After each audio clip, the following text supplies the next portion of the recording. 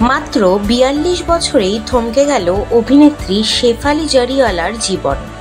২০০২ সালে pop music video কাটা লাগা গানের মাধ্যমে ঝড় তুলেছিলেন তিনি। শোনা যাচ্ছে হৃদযন্ত্র বিকল হয়ে মৃত্যু হয়েছে শেফালির। হাসপাতালে নিয়ে গেলে চিকিৎসকরা তাকে মৃত বলে ঘোষণা করে। মুম্বাইয়ের কুপার হাসপাতালে ময়নাতদন্তের জন্য পাঠানো হয়েছিল তার দেহ। শেফালি মোট ৩৫টি মিউজিক ভিডিওতে কাজ করেছেন সব মিলে। ২০০৪ সালে বলিউডে ডেবিউ করেন মুঝসে শাদি করোগি ছবির মাধ্যমে, তবে ক্যামিও চরিত্রেই দেখা গিয়েছিল তাকে। শেফালি ২০০২ সালে বিয়ে করেন, কিন্তু তার দাম্পত্য জীবন সুখী ছিল না।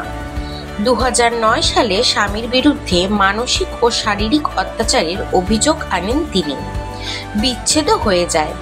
তারপরে অন্তরালেই ছিলেন তিনি।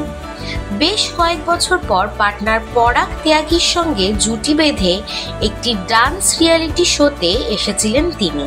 ২০১৪ সালে বিয়েও সেরেছেন তারা।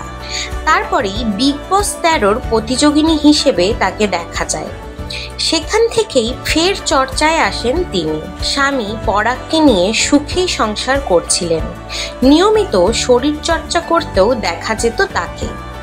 এরই মধ্যে ঘটে গিয়েছে এমন একটি অঘটন। For more updates do like, follow and subscribe we spot you.